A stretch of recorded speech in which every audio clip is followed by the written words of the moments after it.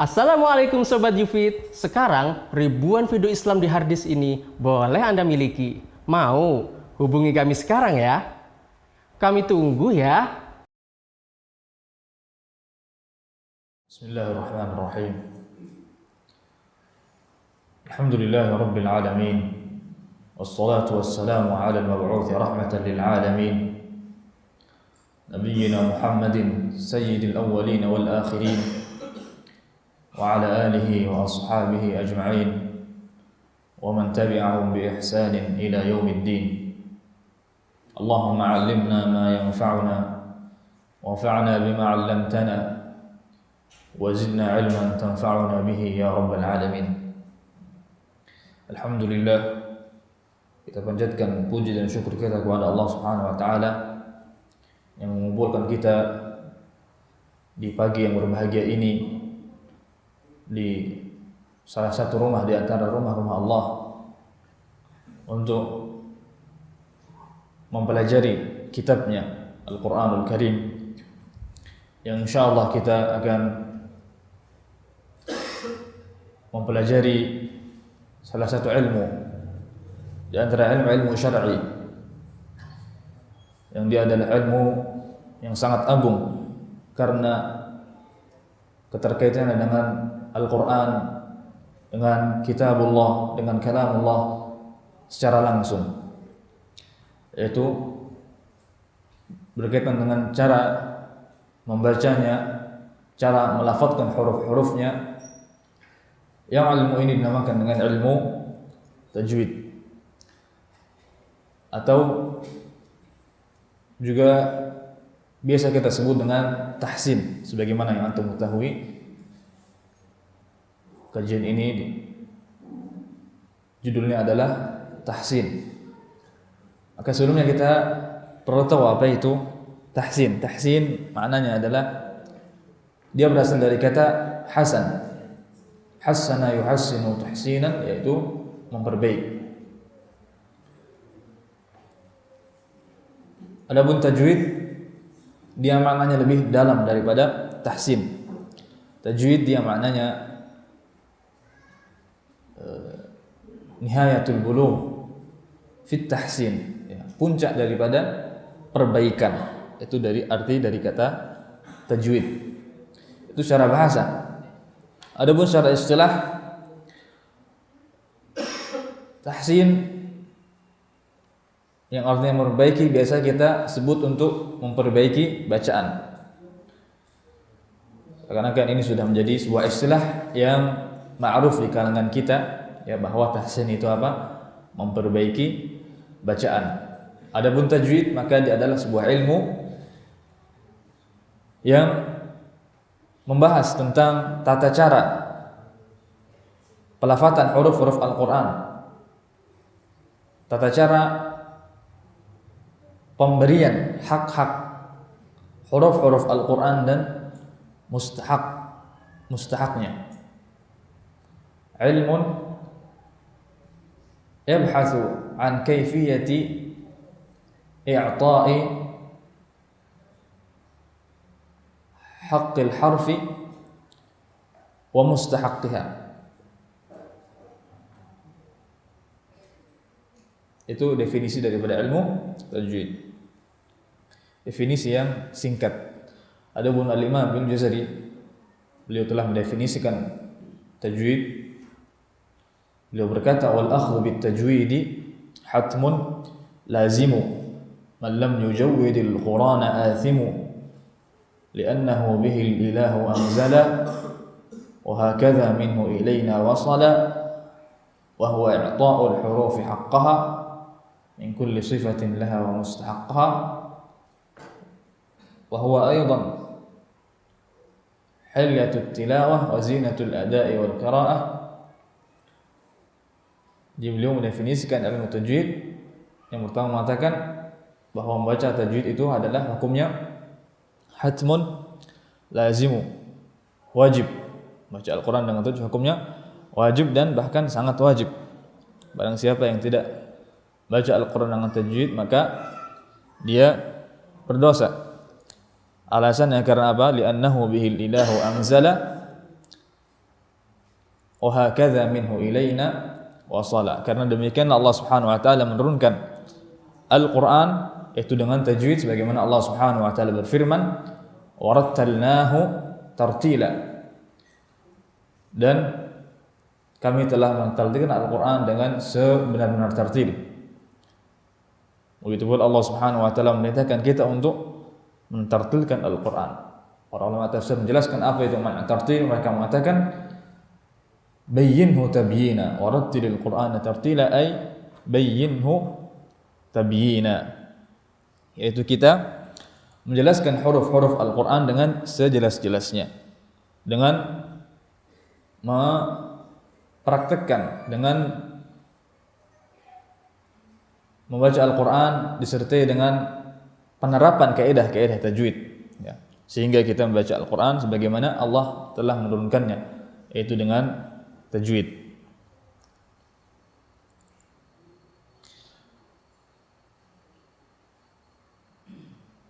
Kemudian beliau mengatakan apa? Wa huwa i'ta'ul hurufi haqqaha. Tajwid itu adalah memberikan huruf itu haknya. Hak di sini adalah tempat-tempat keluar yang benar. Begitu pula sifat-sifat yang dia selalu ada pada huruf, sifat-sifat yang selalu ada pada huruf yang tidak berubah-ubah. Min sifatin laha, yaitu sifat-sifat yang hak, sifatnya dia hak. Juga yang mustahak, sifat-sifat yang mustahak yang dia berubah-ubah. Maksudnya dia tergantung sifat tersebut ada, keberadaannya tergantung kepada kondisi huruf tersebut. Seperti contohnya tebal dan tipis pada huruf ra, atau seperti contohnya sifat ikhfa, iqlab, idgham dan seterusnya pada huruf nun yang dia berubah-ubah. Ini namanya mustahak. Waraddu kulli wahidin li aslihi wal lafdhu fi nadhirihi kamithlihi, yaitu juga tajwid juga adalah mengeluarkan setiap huruf dari makhrajnya yang benar dan menyamakan lafaz-lafaz yang ada dalam Al-Qur'an itu dengan satu dengan yang lainnya. Maksudnya lafaz-lafaz Al-Qur'an kita ucapkan dengan cara pengucapan yang sama, durasi yang sama. Ya, insyaallah nanti kita praktekkan di tahsin. Mukammalan min ghairi ma takallufi bil lutfi fi nutqi bila ta'assufi. Yaitu bacaan yang sempurna tanpa takalluf, tanpa memberat-beratkan, ya, tanpa berlebihan, dengan lemah lembut mengucapkan huruf-huruf tersebut, juga tanpa ta'assuf, yaitu apa? Melalaikan, mengabaikan kaidah-kaidah tajwid. Ini definisi tajwid menurut Imam Ibnu Jazari, dan kita telah mengatakan tadi bahwa tajwid itu apa? Ilmun yabhathu an kaifiyati i'ta'i al-hurufi haqqaha wa mustahaqqaha, yaitu sebuah ilmu yang membahas tentang tata cara bagaimana cara memberikan hak huruf dan mustahaknya. Tadi telah kita jelaskan apa itu hak dan apa itu mustahak. Hak adalah sifat yang tidak berubah-ubah pada sebuah huruf, mustahak adalah sifat yang berubah-ubah sesuai dengan kondisinya. Ini sedikit pengertian tentang ilmu tajwid, ya. Adapun tahsin biasa kita gunakan untuk penerapan dari tajwid itu. Jadi membenarkan bacaan, menerapkan kaidah tajwid, biasa kita sebut dengan tahsin. Dan kita akan mengawali daurah kita ini dengan membahas dua bab yang paling penting dari ilmu tajwid. Dua bab yang dia adalah asas, pondasi, pokok daripada bab-bab tajwid yang lainnya. Ya. Dua bab itu adalah makharijul huruf dan sifatul huruf. Bab tempat-tempat keluarnya huruf dan bab sifat-sifat huruf.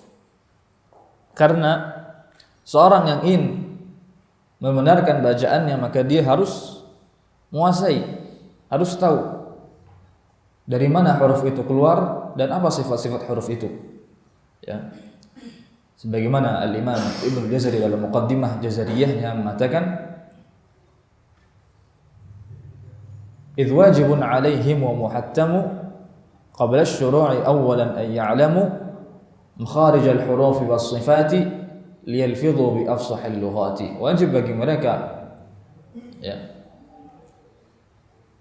yang ingin membaca Al-Qur'an dengan benar untuk mereka mempelajari terlebih dahulu sebelum memulai bacaan mereka, mempelajari terlebih dahulu tempat-tempat keluarnya huruf, makharijul hurufi was-sifati, dan juga sifat-sifat huruf, agar mereka benar dalam mengucapkan huruf-huruf dari bahasa yang paling fasih, yalfidhu bi afsahil lughati, agar mereka benar dalam mengucapkan huruf-huruf dari bahasa yang paling fasih, yaitu bahasa Arab, bahasa Al-Qur'an.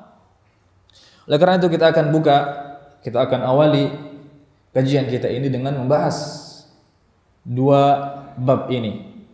Namun dengan pembahasan yang singkat karena terbatasnya waktu, kita hanya memiliki 1,5 jam saja mungkin. Kita akan bahas dengan singkat. Dan mungkin ada sebagian yang mungkin baru belajar atau belum pernah mendengar apa itu tajwid dan belum pernah juga mempelajari dengan lebih dalam. Maka insyaallah ini sebagai permulaan ya, yang nanti ketika belajar kedua kalinya akan lebih mudah lagi. Yang sudah belajar insyaallah ini sebagai untuk pengulangan dan murajaah. Jadi setelah kita tahu definisi tajwid ya, kemudian kita tahu di sana ada dua bab yang paling penting yang menjadi asas pokok daripada ilmu tajwid, maka kita akan memiliki gambaran untuk bab-bab tajwid yang lainnya. Jadi ilmu tajwid tidak hanya terbatas pada kedua bab ini saja, namun dua bab ini adalah bab yang paling penting. Yang pertama, makharijul huruf. Ya, gambar di layar itu adalah sebuah kitab yang bernama At-Tajwidul Musawwar, yang sangat bagus sekali untuk dimiliki ya, yang disusun oleh Dr. Aiman Rusdi Suwaid. Ya, kita mulai makharijul huruf al-arabiyyah, tempat-tempat keluarnya huruf-huruf Arabiyah, huruf-huruf bahasa Arab, yang mana bahasa Arab adalah bahasa Al-Qur'an. Sebagaimana Allah Subhanahu wa taala berfirman bilisanin arabiyyin mubin. Al-Qur'an diturunkan dengan bahasa Arab yang murni. Maka untuk bisa membaca Al-Qur'an dengan benar, kita harus belajar bahasa Arab ini. Ya, di antara ada belajar tata cara pengucapan huruf-hurufnya. Ya.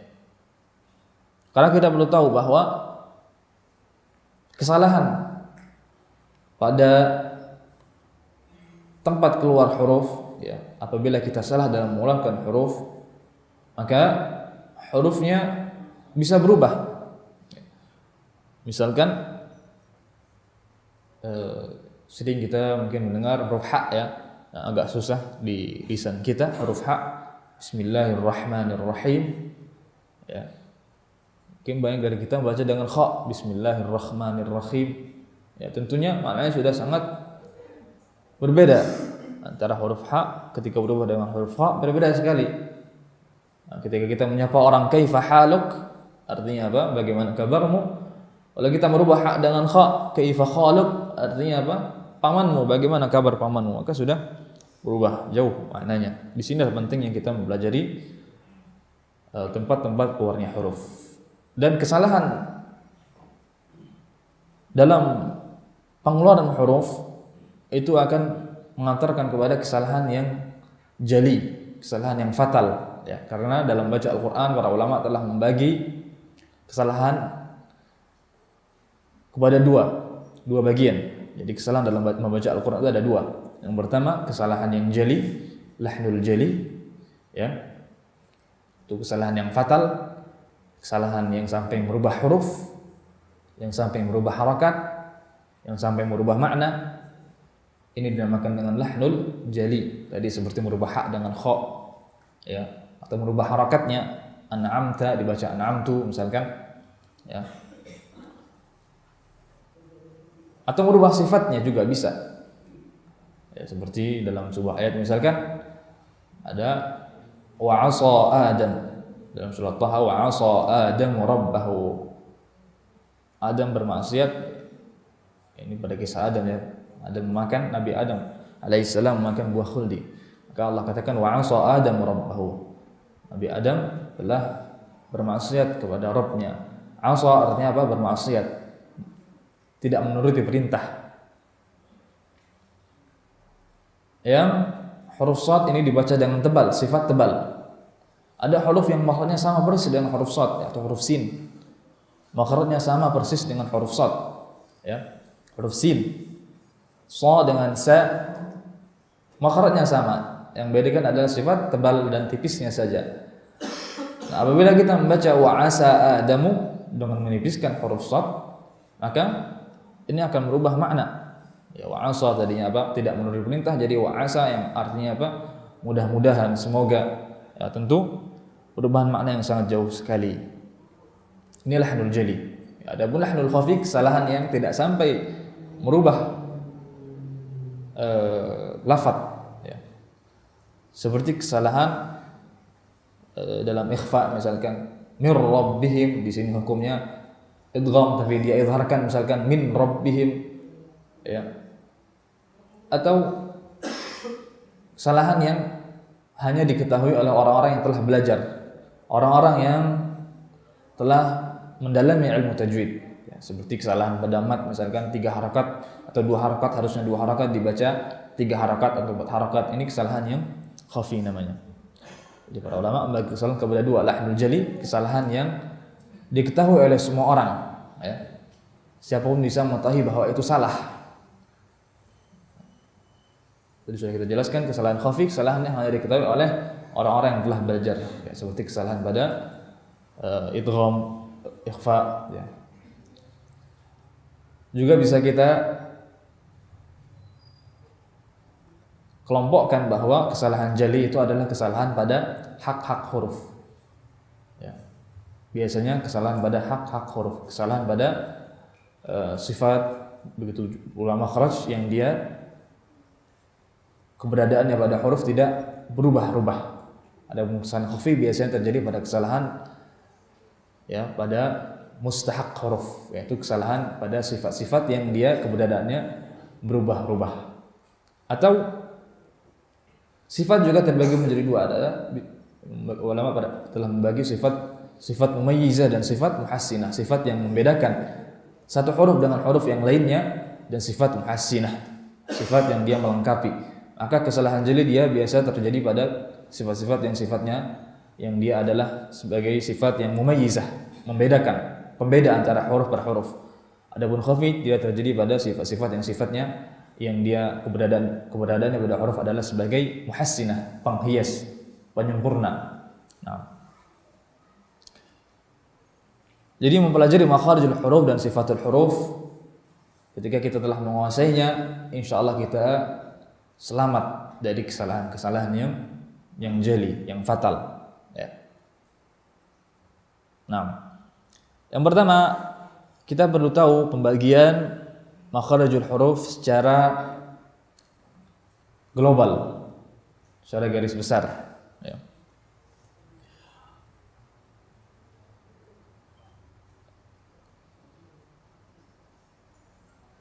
Kita perlu tahu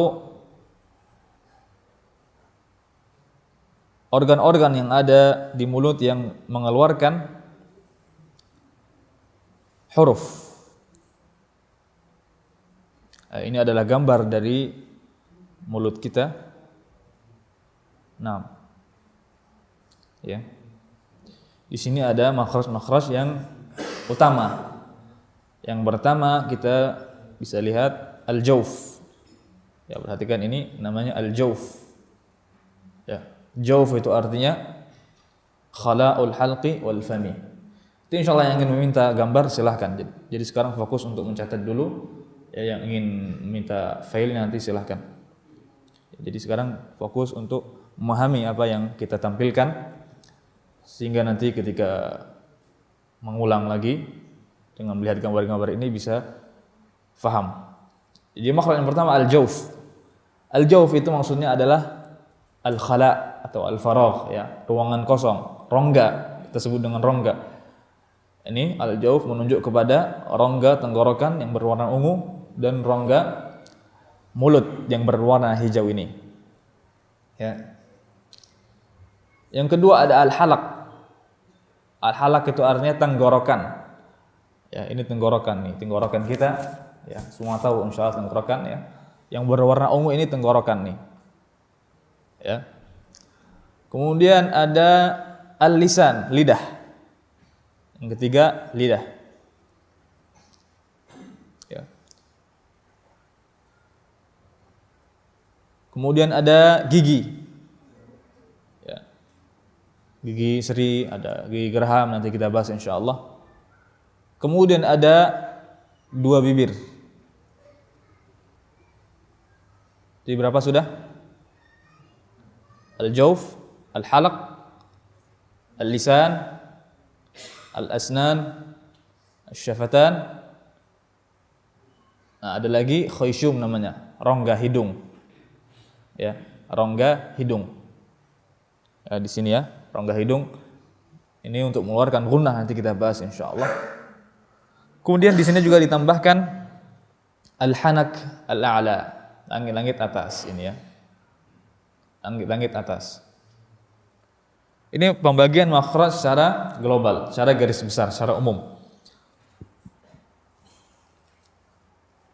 Sekarang kita masuk kepada pembagian makhraj secara detail. Nah, para ulama telah meneliti,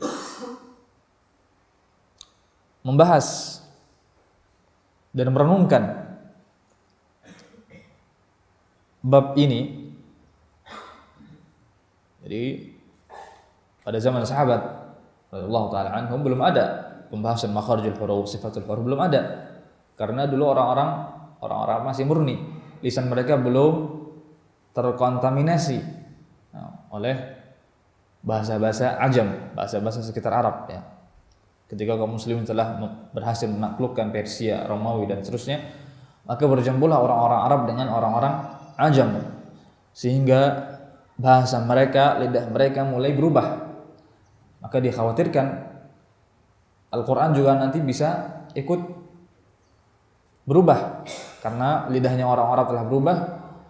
Dikhawatirkan Al-Quran tidak lagi dibaca seperti yang dibaca oleh Rasulullah SAW. Maka akhirnya para ulama mereka berusaha untuk menjaga pengucapan, tata cara pengucapan huruf-huruf Al-Quran ini melalui ilmu yang kita bahas ini, yaitu ilmu tajwid ya. Jadi Sibawayh, salah seorang ulama ahli bahasa, punya guru yang bernama Al-Khalil bin Ahmad Al-Farahidi, juga seorang ahli bahasa yang punya banyak jasa dalam ilmu bahasa dan juga ilmu tajwid ini. Jadi beliau berdua di antara yang meneliti dan mengembangkan ilmu ini.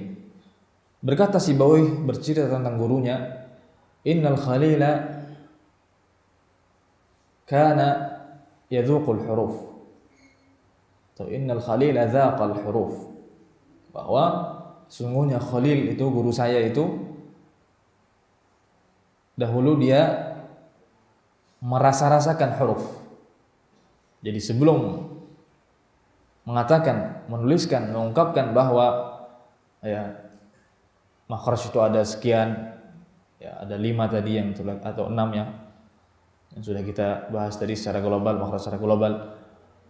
Al-Khalil bin Ahmad merasa-rasakan huruf. Jadi beliau merenungkan ba terus begitu sampai beliau mendapatkan posisinya di mana dan juga mendapatkan sifatnya apa. Kemudian beliau menuliskan apa yang beliau renungkan itu ya. Terus dikembangkan ilmu ini sampai abad keempat Hijriyah ya, baru di sana ada penulisan ilmu tajwid secara sempurna dalam sebuah kitab ya. Sebelum abad keempat Hijriah belum ada penulisan ilmu tajwid yang sempurna langsung dalam sebuah kitab khusus membahas ilmu tajwid secara sempurna, belum ada. Bahkan istilah tajwid juga baru pada abad ketiga Hijriyah saja. Ya. Yang pertama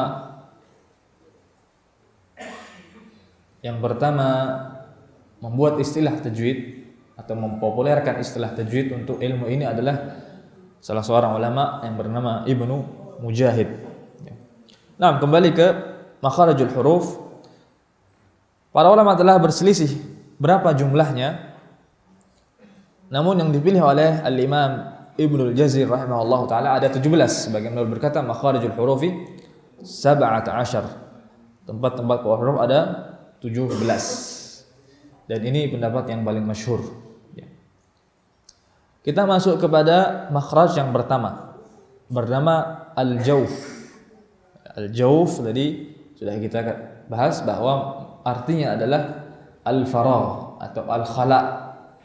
Maksudnya ruang kosong atau rongga yang ada di tenggorokan dan mulut. Perhatikan ini gambarnya, ada warna ungu di sini, ada warna hijau. Ya, ini rongga tenggorokan, kemudian ini rongga mulut yang hijau. Itu makhraj yang pertama. Yang keluar dari situ adalah huruf-huruf mad. Ya. Huruf mad ada 3. Yang pertama alif yang sebelumnya fathah.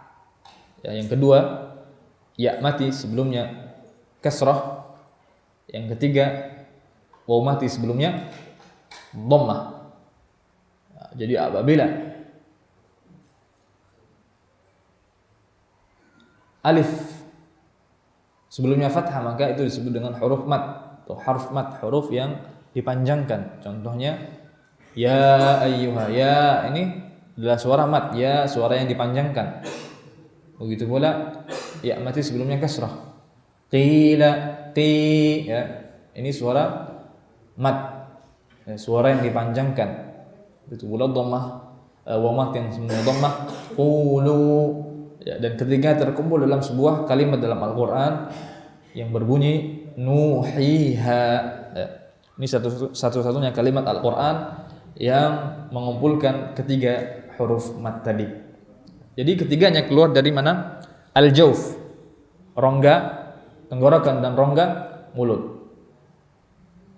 Ketika kita membaca mad tadi nuhiha, ya, maka suara yang keluar ini keluarnya dari al-jawf, yaitu rongga tenggorokan dan rongga apa? Mulut. Maka kita harus membuka kedua rongga tadi, tidak boleh kita tutup. Ya, rongga mulut harus kita buka. Nah, tidak boleh kita tutup. Ya, misalkan ada yang mengucapkan mungkin ya ayyuha dengan menutup rongga mulutnya. Nah, ini salah. Ini makhraj yang pertama. Difahami insyaallah ya. Mudah insyaallah. Makhraj yang kedua aqsal halaq. Kita masuk ke makhraj tenggorokan. Jadi kita tadi al-jawf itu rongga tenggorokan dan rongga mulut. Sekarang kita masuk kepada pembahasan tenggorokan. Ya. Apa yang keluar dari tenggorokan? Yang pertama aqsal halaq, pangkal tenggorokan. Ya. Jadi di sini ada yang dinamakan aqsal halaq, ya, tenggorokan yang paling bawah ini, ya, pangkal tenggorokan. Aqsal halaq, pangkal tenggorokan. Nah, sebelumnya perlu diketahui bahwa huruf itu keluar dari dua sisi yang saling bertemu. Ya. Jadi pembagian makharijul huruf, tempat-tempat keluarnya huruf itu ada dua. Yang muhaqqaqah atau makhraj yang muhaqqaq dan makhraj yang muqaddar. Makhraj yang muhaqqaq itu makhraj yang nampak. Maksudnya makhraj yang dia bisa disebutkan dua sisinya, ya. Seperti huruf yang keluar dari aqsal halaq ini, yaitu hamzah dan ha. Jadi aqsal halaq adalah makhraj yang muhaqqaq, nampak. Maksudnya nampak bukan berarti nampak di mata, maksudnya nampak adalah bisa diketahui mana dua sisi yang mengeluarkan huruf ini. Jadi saat kita mengucapkan huruf-huruf hijaiyah, huruf-huruf Al-Qur'an, maka kita mengucapkannya dengan mempertemukan dua sisi yang ada di mulut, dua sisi dari organ-organ yang ada di mulut. Ya. Misalkan huruf mim, ma, am, mana dua sisi yang kita pertemukan? Bibir atas dan bibir bawah. Nah, di sini makhraj huruf hamzah dan ha yang dia adalah dari aqsal halaq itu tempatnya. Namun kita perlu memperinci lagi mana dua sisinya. Ya. Dia berada di pangkal tenggorokan, tapi mana dua sisi pangkal tenggorokan itu? Ya. Dua sisi yang mengeluarkan huruf hamzah dan ha ini. Maka dua sisinya adalah dua pita suara yang ada di pangkal tenggorokan. Ya. Perhatikan gambar yang bulat ini, ada 3 gambar di sini. Nah, ini gambar pita suara kita. Jadi masing-masing kita memiliki pita suara, ya, yang dia berjumlah 2. Pita suara itu berjumlah 2. Jadi dua sisi saat pengucapan huruf hamzah dan ha adalah dua pita suara ini, yaitu keduanya saling bertemu. A, coba semuanya a, ya, ha, ya. Maka di sini kita mempertemukan dua pita suara ini, a. Adapun yang a, maka kita pertemukan keduanya dengan rapat. Perhatikan gambar ini, ya. Adapun ha, maka kita pertemukan keduanya tapi dengan meninggalkan celah. Maka kita bisa mengalirkan suara saat pengucapan huruf ha. Begitu ya. Mafhum insyaallah ya, difahami insyaallah ya.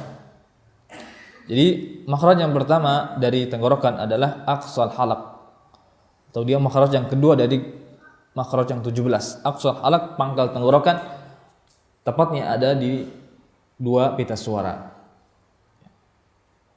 hamzah dan ha. Mafhum insyaallah ya. Makhraj yang selanjutnya ada wasatul halaq, bagian tengah tenggorokan.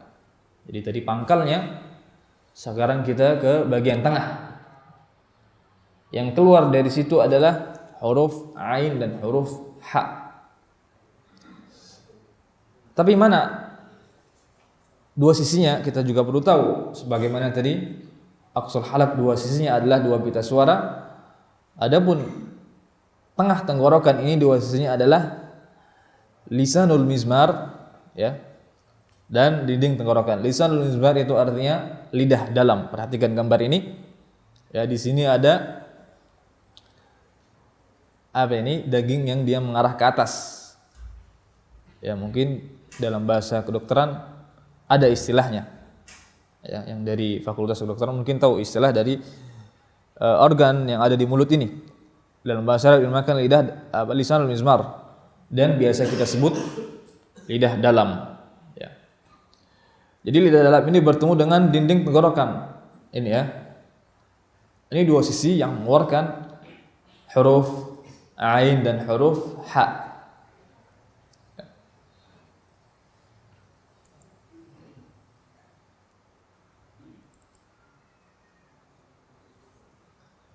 Perhatikan, ini huruf ain. Ya. Perhatikan lidah dalam yang dia bertemu dengan dinding tenggorokan. Ya, coba semuanya. Ya. Jadi ini makhraj untuk huruf ain. Ya, perhatikan ini lidah dalam bertemu dengan dinding tenggorokan. Dan lidah yang besar, lidah yang utama kita turunkan. Ya. Kesalahan kita adalah kita menaikkan lidah ini. Jadi jadi tebal dia. Tidak. Kita harus turunkan lidah ini. Biarkan dia di bawah. Ya, juga kesalahan kita mengucapkan dengan hidung, dengan khasyum atau bahkan dengan nga. Ini kesalahan yang jali, ya. Kesalahan yang fatal. Huruf ain dibaca nga. Ya, maka harus dibenarkan. Ini makhrajnya. Ya, jadi lidah dalam bertemu dengan apa? Dinding tenggorokan. Coba semuanya.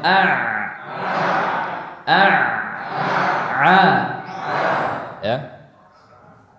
Dan perhatikan pertemuan antara keduanya hampir rapat. Atau bahkan rapat tapi lidah dalam ini kembali lagi. Perhatikan. Setelah merapat dia kembali lagi nanti. Adapun huruf ha, ini huruf ha tidak sampai rapat. Ya, perhatikan perbedaan antara keduanya. Coba ha.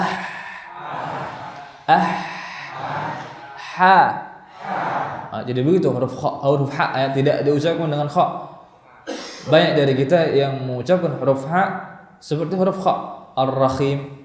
Ya, dia tidak mengeluarkan dari lisanul misr ini, tapi dia mengeluarkan dari makhrajnya huruf kha yang berada di sini. Berada di bagian atas tenggorokan. Ini salah. Jadi huruf ha dikeluarkan dari mana? Lidah dalam bertemu dengan dinding tenggorokan, atau keduanya, posisi keduanya ini adalah di wasatul halaq, bagian tengah tenggorokan. Coba sekali lagi. Ya.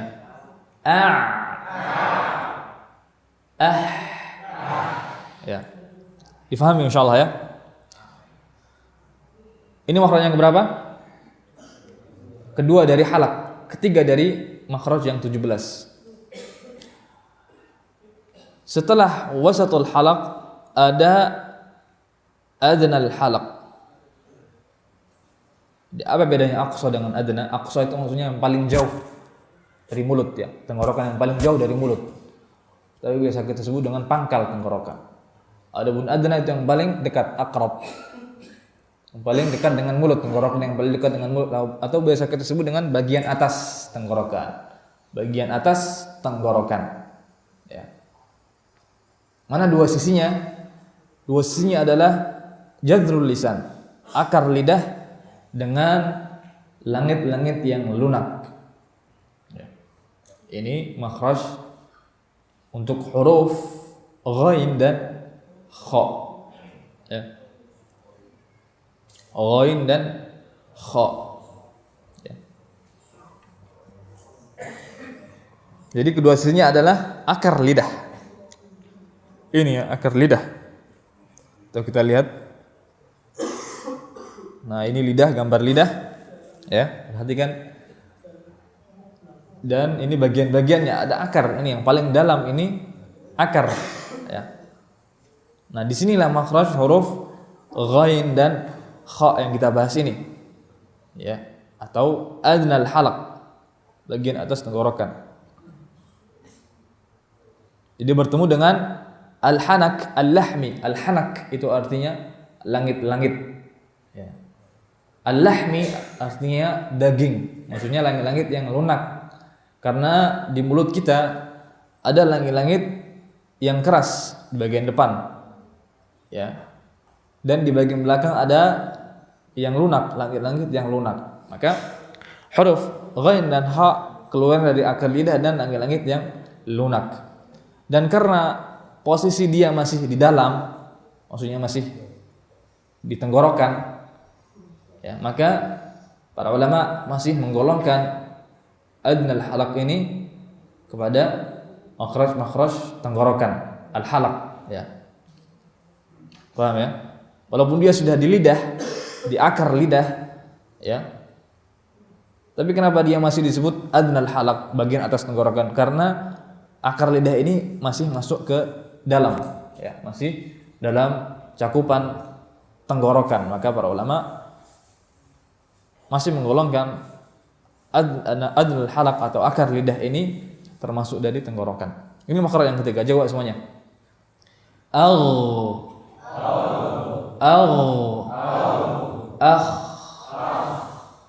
apa bedanya? Perhatikan perbedaan antara ghain dan kha. Huruf ghain di sini titik keluarnya. Perhatikan di sini ada tanda suara ini. Ya, perhatikan titik ini. Ya. Perhatikan semuanya. Ini adalah makhrajnya huruf ghain dari apa namanya? Langit-langit lunak yang paling dalam, yang paling ujung. Ya. Diperhatikan ini warna merah, langit-langit yang warna merah ini ya sampai sini, sampai bawah ini adalah langit yang lunak. Nah, huruf ghain dia keluarnya dari langit-langit lunak yang paling dalam. Akar lidah bertemu dengan langit-langit lunak yang paling dalam. Perhatikan. Coba semuanya. Au.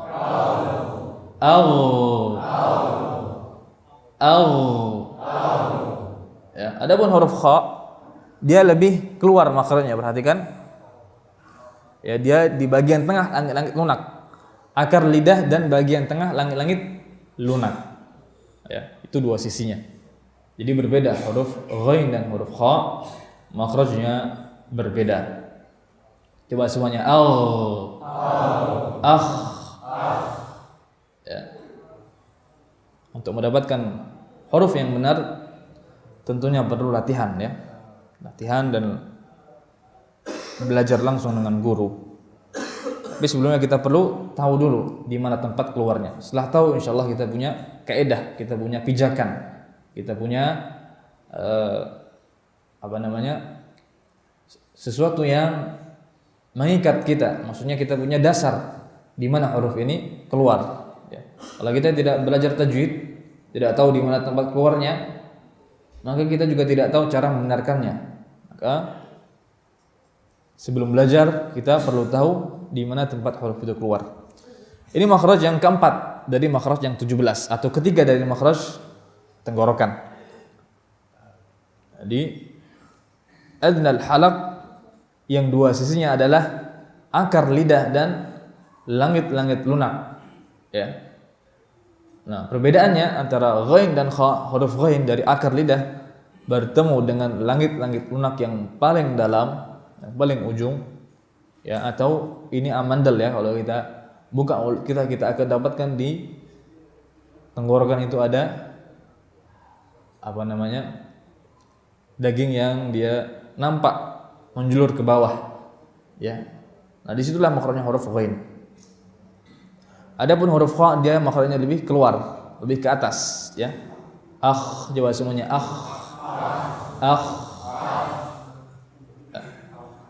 Mudah insyaallah ya, difahami insyaallah ya.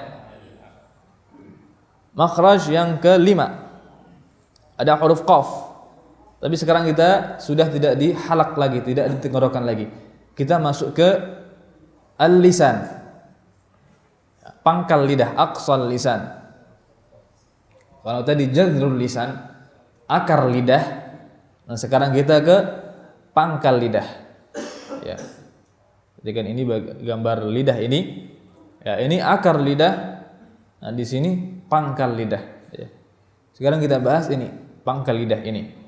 Ya, jadi pangkal lidah itu adalah tempat keluarnya huruf qaf. Tapi mana dua sisinya? Pangkal lidah bertemu dengan apa?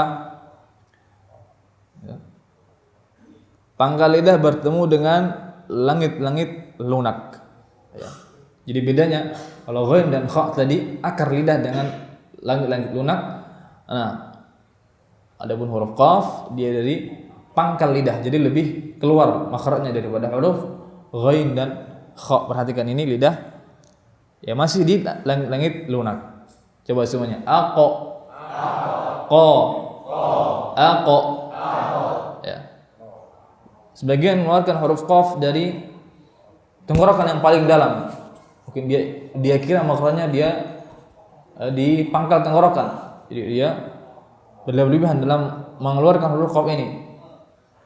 Misalkan.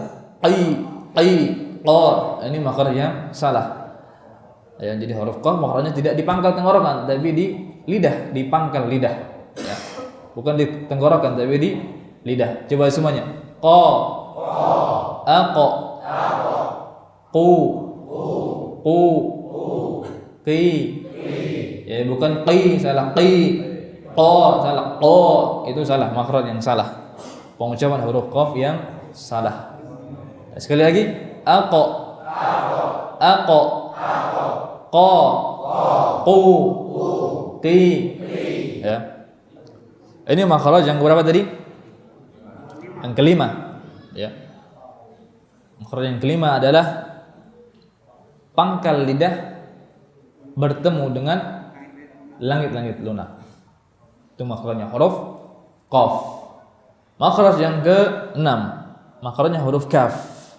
Dia masih di pangkal lidah, aqsal lisan, namun bertemunya lebih maju lagi, bertemu dengan langit-langit dia lebih ke depan. Dia bertemunya dengan kedua atau di antara kedua langit-langit, maksudnya langit-langit lunak dan langit-langit yang keras. Perhatikan gambar ini. Ya, jadi yang merah ini langit-langit lunak ya. Kita bisa coba kita masukkan jari kita ke langit-langit kita bisa meraba bahwa yang dalam itu lunak. Jadi yang merah ini langit-langit lunak dan yang kuning ini langit-langit yang keras yang bentuknya dia tulang. Maka huruf kaf ya makhraj yang ke-6 bedanya dengan huruf qaf tadi. Huruf qaf dia masih di dalam, makhrajnya masih di murni langit-langit yang lunak. Adapun huruf kaf dia makhrajnya sudah berpindah atau maju ke depan sedikit sehingga menyentuh atau pangkal lidah itu menyentuh antara kedua langit-langit. Ya. Jadi di tengah-tengah antara langit-langit lunak dan langit-langit keras. Coba semuanya. Ka, ak, ka. Ya. Ada sebagian yang mengucapkan ka, khususnya orang-orang di Jawa Tengah atau ngapak ya. Ka itu salah. Ka dengan menabalkan huruf kaf. Yang benar ka. Ya. Jadi kita semua orang ajam, orang non Arab. Ya, yang pasti pengucapan huruf-huruf kita tidak sama dengan orang-orang Arab. Dan sebagian huruf-huruf Arab tidak ada di bahasa kita. Ya, maka kita perlu bersusah payah membenarkannya. Dan setiap kita pasti punya bahasa bawaan yang dia mempengaruhi pengucapan bahasa Arab. Seperti mungkin orang Jawa atau orang Indonesia khususnya dia punya ciri khas khayshum atau mengucapkan huruf-huruf berbicara dengan hidung. Ya. Itu di antara kesalahan yang hampir umum pada orang Indonesia. Ya. Jadi ka, coba semuanya ka, ak. Ini makhraj yang ke-6 ya. Makhraj yang ke-7 huruf jim. Jadi ada jim, shin dan ya. Makhrajnya sama dari tengah lidah. Dari makhraj yang ke-5 qaf itu dari pangkal lidah. Kemudian kaf juga masih dari pangkal lidah. Namun qaf dia dengan langit-langit lunak, huruf kaf dengan langit-langit lunak dan keras antara keduanya. Nah, huruf jim dia maju lagi ke depan. Dia dari tengah lidah, wasatul lisan. Ya, min wasatul lisani ma'a wasatul hanakil a'la. Jadi ini dua sisinya. Bagian tengah lidah dengan langit-langit atas atau di sini langit-langit keras ya. Kita lihat di sini ma'a wasatul hanakil a'la, bagian tengah langit-langit atas, maksudnya langit yang keras. Perhatikan ini gambarnya. Ya. Yang keluar dari sini adalah jim, shin, dan ya. Ya, jadi ketiga huruf ini makhrajnya sama-sama dari bagian tengah tenggorokan. Coba semuanya. Ja, aj, ja.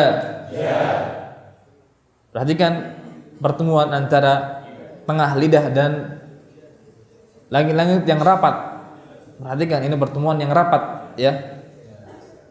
Tidak ada celah sama sekali.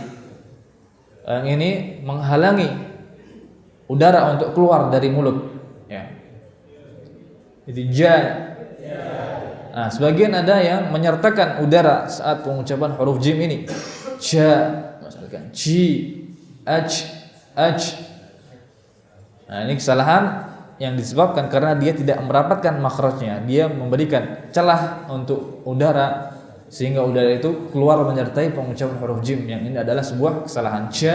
Ja salah. Yang benar ja. Coba semuanya. Ja.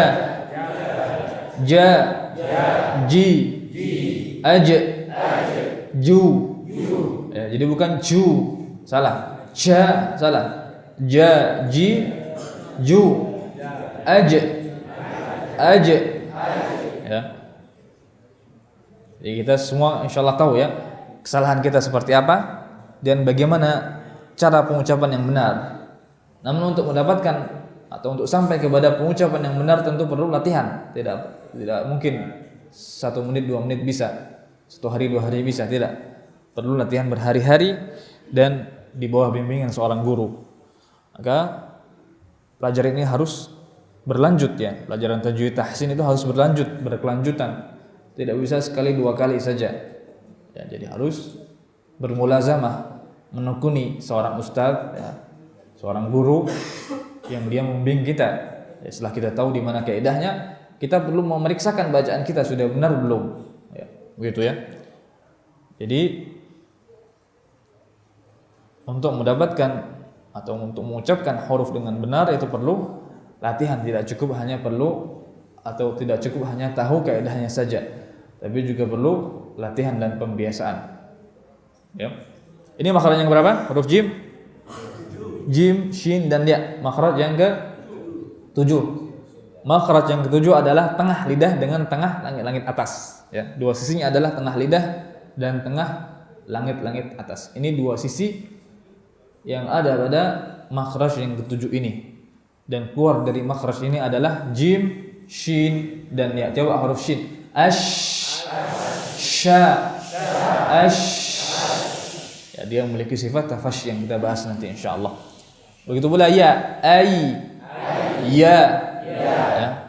Namun shin dan ya tidak sesusah jim ya. Insyaallah lebih mudah huruf shin dan ya. Dan huruf jim perlu banyak latihan ya. Huruf jim perlu banyak latihan. Huruf makhraj huruf yang ke-8. Huruf dad. Ini perlu diperhatikan baik-baik huruf dad. Dan dia huruf yang merupakan ciri khas dari bahasa Arab. Tidak ada selain bahasa Arab yang memiliki huruf dad. Kalau huruf ya kita punya. Huruf shin kita juga punya. Ya, gitu ya, kita punya huruf shin. Tapi huruf dad kita tidak punya huruf dad. Ya, maka harus perhatikan baik-baik penjelasan makhraj huruf ini. Ini makhraj yang keberapa? Ke-8. Dan makhraj huruf dad dia memanjang sebagaimana dalam gambar ini. Ya. Sisi pertamanya adalah tepi lidah. Ini sisi pertamanya. Tepi lidah. Coba kita lihat gambar lidah. Nah, ini lidah kita. Ya. Mana tepi lidah ini ya? Dari sini sampai sini, ini tepi lidah. Ya. Begitu pula dari sini sampai sini tepi lidah. Jadi tepi lidah ada tepi lidah yang kanan, hafatul yumna, ada tepi lidah yang kiri, hafatul yusra. Tepi lidah bagian kiri, tepi lidah bagian kanan, tepi lidah bagian kiri. Ya, jadi paham ya insyaallah tepi lidah itu bagian sampingnya, permukaan samping lidah. Ya. Nah, ini pembahasan kita pada makhraj ini, pada tepi lidah ini. Jadi huruf dad keluar dari tepi lidah. Bagian kanan atau kiri? Boleh dua-duanya. Tapi yang paling mudah adalah kita memilih salah satunya saja, dari sebelah kanan atau sebelah kiri saja. Ya.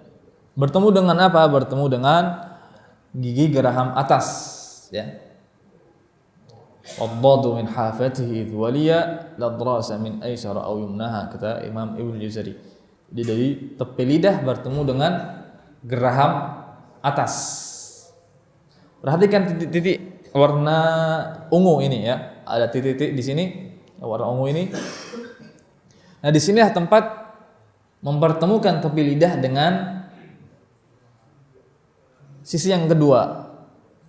Jadi sisi pertamanya tepi lidah, dua-duanya atau salah satunya saja yang lebih mudah, kanan atau kiri, ya.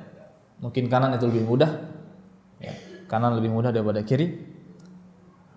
Jadi tepi lidah tadi kita pertemukan dengan kuat, kita tekan, ya, di daerah yang dikasih warna tanda ungu ini. Ya, perhatikan baik-baik, ya. Ini ya, ini geraham kita. Geraham kita ada 1, 2 geraham kita yang mengeluarkan huruf dot. Ya. Jadi di sini kita pertemukan lidah, tepi lidah. Al, coba semuanya. Al. Ya, bisa nggak? Bisa nggak? Al. Ya, jadi tepi lidah, ini lidah kita misalkan tepinya. Ini kita letakkan di geraham atas, sebagaimana dalam gambar itu. Ad, do, ad, ad, ya. Bukan dari depan mulut ya. Ad, salah. Ad, salah. Tapi dari geraham. Ad, ad, semuanya. Ad, ad.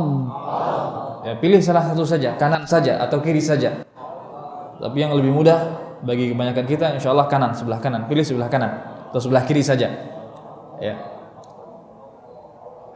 Jadi kita bayangkan dulu, ya, sudahkah posisinya tepat? Sudahkah tepi lidah itu berada atau bertemu dengan geraham? Ya, ya. Kita bayangkan dulu, ya. Baru kemudian kita ucapkan al, al, al. Kesalahannya kebanyakan dari kita mengucapkan huruf dad ini dari depan, ya. Al, ini salah. Al, salah. Dia mengucapkan huruf dad dengan ujung lidah atau yang dikasih warna kuning ini. Ini salah. Ya. Jadi yang benar tepi lidah bertemu dengan gigi geraham atas, ya, yang ditandai warna ungu ini. Adapun bagian depan yang ditandai warna kuning ini, di sini hanya tempat untuk bertumpu saja atau tempat untuk bersentuhan saja, ya, bukan bertumpu, bersentuhan saja. Adapun bertumpunya makhraj huruf dad, makhraj yang inti dari huruf dad adalah di geraham ini yang warna ungu ini, ya. Nah, jadi makhrajnya memanjang sebagaimana kita katakan tadi. Tapi makhraj yang inti adalah tepi lidahnya. Ya, ini yang menekan dengan kuat, ya, ke gigi geraham atas. Gigi geraham atas bukan bagian atau permukaan bawahnya, bukan di sini. Perhatikan ini, ya, bukan di sini. Bukan di sini, bukan. Ya, di sini salah. Tapi di permukaan sampingnya, di tepinya. Sini yang warna ungu ini, ya. Di sini, ya. Jadi jangan salah paham. Yang dari sini atau dari permukaan luarnya, dari sini salah juga. Tapi dari permukaan dalamnya atau tepi dalam yang diwarnai ungu ini, ya. Ini makhraj intinya. Dan bersamaan dengan itu ujung lidahnya, perhatikan dalam gambar ini, ujung lidah bertemu dengan ujung langit-langit sebagaimana yang ditandai warna kuning ini. Ya, jadi di sini bukan makhraj inti. Di sini tidak menekan, lidah tidak menekan di depan. Salah sebagaimana kebanyakan kita. Do, ini salah. Do, walad do, salah. Yang benar do, do, walaupun suaranya mungkin mirip dan banyak yang tidak tahu, tapi yang seperti itu adalah huruf dal, ya. Ketika kita mengucapkan do, ini sebenarnya kita mengucapkan huruf dal, namun huruf dal yang ditebalkan, ya. Salah. Ya. Jadi huruf dot ini ada di surat Al-Fatihah. Nah, huruf dot ada di surat Al-Fatihah. Harus benar-benar tepat dalam mengucapkannya. Nah, jangan sampai huruf dotnya jadi huruf dal misalkan. Jadi kita harus perhatikan baik-baik huruf ini. Faham insyaallah? Kecuali kalau yang sudah tidak mampu lagi, maka fattaqullaha mastata'tum. Dia mengucapkan dengan huruf yang terdekat. Dengan huruf yang terdekat dengan huruf dad. Ya. Itu dengan huruf dal yang ditebalkan tadi, atau dengan sebagian ulama mengatakan huruf dha, ya. Huruf dad dengan huruf dha. Namun yang paling tepat adalah yang tadi yang saya jelaskan tadi, itu makhraj yang benar, ya. Dan kita wajib untuk berusaha, ya. Karena huruf dad ini ada dalam surah Al-Fatihah yang dia adalah merupakan rukun dari salat kita. Yang apabila rukun salat itu tidak sempurna, maka salat pun jadi tidak sempurna. Karena itu bersungguh-sungguhlah membenarkan huruf dad ini. Cukup luangkan 5 menit satu hari, 5 menit saja. Satu hari luangkan 5 menit ucapkan huruf dad, renungkan baik-baik di mana makhrajnya. 5 menit, enggak memakan waktu banyak insyaallah, tapi tiap hari. Ya, latihan dan juga renungkan baik-baik di mana tempat keluarnya, dan sesekali bertemu dengan ustadz tanyakan sudah benar belum, ya. Begitu. Insyaallah sebulan, 2 bulan, 3 bulan insyaallah ada perubahan. Yang salah adalah kalau kita sudah belajar tapi kita malas untuk mempraktekkannya. Karena baiknya bacaan itu insyaallah juga akan menyempurnakan pahala bacaan. Ya, sebagaimana Rasulullah sallallahu alaihi wasallam bersabda, "Al-mahiru bil Qur'an ma'a safaratil kiramil barara." Orang yang pandai membaca Al-Qur'an, maka dia bersama para malaikat. Maksudnya dia di surga nanti derajatnya tinggi bersama para malaikat. As-safara al-kiram al-barara itu adalah sifat-sifat untuk malaikat. Adapun walladzi yaqra'ul Qur'an wa yatata'ta'u fihi wa huwa 'alaihi syaqqun falahu ajran. Barang siapa yang dia membaca Al-Qur'an tapi dia terbata-bata, susah, maka baginya 2 pahala. Pahala bacaan Al-Qur'an dia dan pahala kesusahan, kesukaran yang dia hadapi.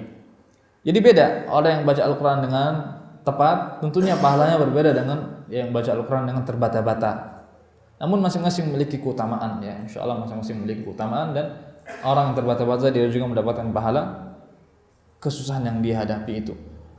Tapi tidak diragukan bahwa orang yang bacaannya benar tentu dari sisi bacaan dia lebih sempurna pahalanya. Namun ada faktor-faktor lain yang juga mempengaruhi pahala, yaitu apa? Keikhlasan, kemudian juga perenungan terhadap ayat yang dia baca.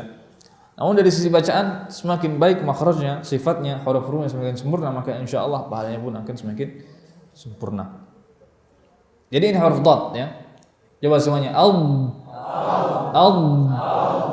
Ya, perhatikan baik, bukan di depan, bukan di sini makhrajnya, bukan di depan mulut, tapi di geraham, di tepi lidah, ya. Do. Jadi camkan baik-baik bahwa huruf dad bukan dari depan tapi dari samping. Huruf dad tidak dari depan tapi dari samping. Adapun bagian depan mulut yaitu ujung lidah dan ujung langit dia hanya bersentuhan saja, tidak menekan, ya. Makhraj intinya ada di tepi lidah. Faham insyaallah, ya? Huruf dad. Ada yang belum faham? Nah. Faham insyaallah. Iya, itu juga kesalahan. Itu mengucapkan huruf dad dengan memajukan 2 bibir. Karena apa kaitannya huruf dad dengan bibir? Tidak. Huruf dad dia dari geraham, tepi lidah dan geraham. Bibir tidak ada pengaruhnya dengan huruf dad, dengan pengucapan huruf dad, ya. Bibir dia pengaruhnya kepada harakat nanti. Kalau dhammah, ya dhammah dimajukan bibirnya. Ya. Begitu pula pengucapan huruf waw. Adapun pengucapan huruf-huruf tebal tidak. Dia tidak mengendalikan sifat tebal, tidak mempengaruhi tebal dan tipisnya huruf. Bibir tidak mempengaruhi tebal dan tipisnya huruf. Jadi ketika ingin menebalkan sebuah huruf bukan dengan memajukan bibir, do, tidak, tapi dengan menaikkan pangkal lidah. Insyaallah kita bahas di sifatul huruf nanti. Semoga waktunya cukup. Ya, sudah jam 8:30, 9:30. Selanjutnya, jadi ini penjelasan lebih lanjut. Ini yang hijau ini, ya, tepi lidah, ya. Yang di sini adalah tempat yang hijau ini, ya, tempat untuk bertumpu dan menekan, bertemu dengan keras. Adapun yang warna kuning, ujung lidah ini dia hanya bersentuhan saja. Mantiqatut talamus, yaitu bersentuhan saja. Jadi makhraj huruf dhad bukan di depan mulut sekali lagi. Ya, begitu pula mengeluarkannya bukan dari bibir. Ya, maka bibir yang sempurna pengucapan yang benar adalah tidak ikut maju ke depan. Salah. Yang benar namun kalau majunya hanya sedikit ya, majunya hanya sedikit tidak sampai membentuk dhammah, tidak sampai seperti itu. Ya, hanya maju sedikit saja. Insyaallah tidak masalah.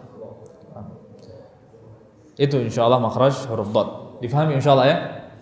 Makhraj selanjutnya makhraj berapa? Yang keberapa? Ke-9. Ini makhrajnya huruf lam. Masih di tepi lidah juga masih. Tapi bagian mana tepi lidahnya? Ya. Kata Ibnu Jazari wal lamu adnaha, yaitu adna hafatul lisan, dia dari bagian bawah tepi lidah. Perhatikan lidah tadi, bagian-bagian lidah. Perhatikan gambar. Nah, ini lidah. Ya, jadi sisi itu dari memanjang dari sini ya, dari sisi yang atas ini sampai nanti sisi paling bawah. Ya. Nah, huruf lam dia bukan sisi yang atas seperti huruf dhad tadi, aqsal hafah. Ya, tidak. Tapi dia dari adnal hafah. Perhatikan dari sini. Adnal hafah. Dari sini sampai sini. Dan dia dari dua tepi lidah. Kalau huruf dhad tadi dari dua atau salah satu dari keduanya saja, ya. Namun huruf lam dia harus dari dua tepi lidah. Tapi tepi lidah bagian mana? Tepi lidah bagian adna, bagian yang paling bawah ini ya. Perhatikan anak panah ini dan perhatikan garis kuning ini. Ya, jadi di sinilah yang dimaksud dengan adnal hafah. Dari sini sampai muntahal hafah. Ini muntahal hafah. Ujung lidah ini namanya muntahal hafah. Akhir daripada tepi lidah itu, ya. Jadi makhraj huruf lam memanjang dari adnal hafah ya sampai muntahal hafah.